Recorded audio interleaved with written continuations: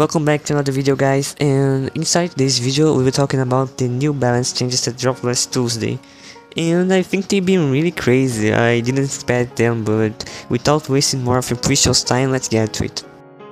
So, starting off with Ollie, he's got two buffs. First one increased his main attack damage from 1.7k up to 2k damage, and the second makes so that his super won't mute him anymore, but now it cuts off his current ammo by 15%. So for me this change was really welcome. His damage output was really underwhelming, and now you can get some value while using your super instead of being just a walking super machine. And I can really see Ollie getting some competitive use now. I mean, by his release he was pretty balanced but not really a meta character. So I can really see him shining a lot more in the meta. Meeple also got a buff this update. His reload speed went from 2 seconds up to 1.9 seconds. I don't really see this buff turning the tide in favor of Meeple, but it can somewhat help a bite. He's been really underrated in the meta. I mean, he's been around to be a tier. He's been a really underappreciated brawler, but still this buff isn't doing such a things by him. The last buff was to Huffs. His hypercharge damage and shield buffs are going both from 10% up to 15%. I don't think this buff is really helping Huffs. Maybe they're trying to make self-using Huffs hypercharge super more rewarding.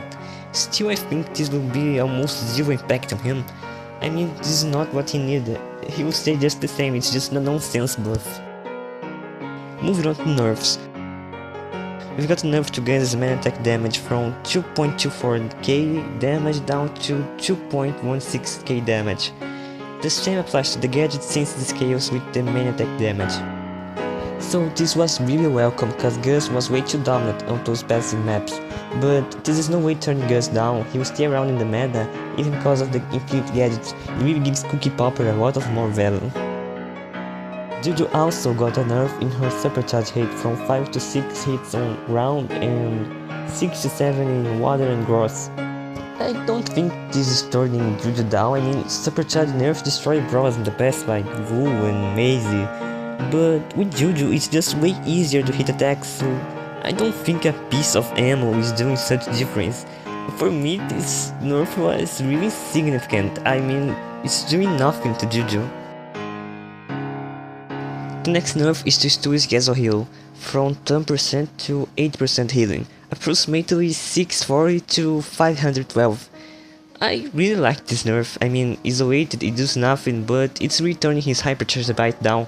It's been really dominant too, but again, he will still be a great brawler, even cause his breakthrough gadget is now infinite. Next we have Penny. Her hypercharge rate was nerfed from 2.5 to 3.3 suppers. Okay, now we're talking about a nerf. In my last video I talked about how Penny was dominating the meta. She was too versatile, and this is the thing that returning her down a bite, but I still think she will keep around the AES tier being a great competitive pick. It's just not as brain dead as before, so you can keep relying on Penny. She will still be a great pick, but not as insane as before. Luz got the exact same nerf as Penny, from 2.5 to 3.3 suppers to get hypercharge. But I think it'd be less impactful on him, even though it will hurt too. But like I said, it still remains a great meta pick, and in my opinion, still around the S tier, the top 5, top 3, he will still be a great brawler. His reload speed is still insane, and you still get a lot of value on him. It's, you know, a great nerf indeed. You really turned down his hypercharge bite, but it's not killing Lu anyway. He's still being top meta brawler. Okay, now we have Rico. His hypercharge rate went from 2.5 suppers to 2.9 suppers.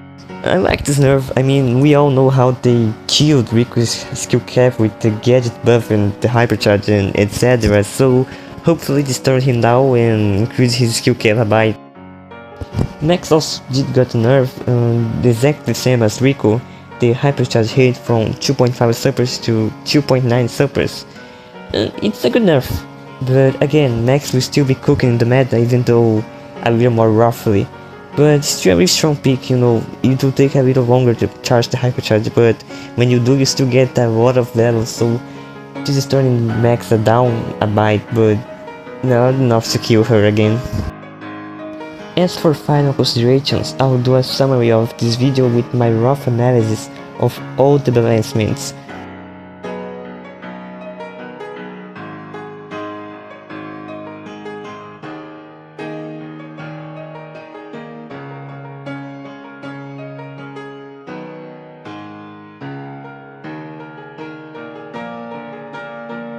that's it for today's video.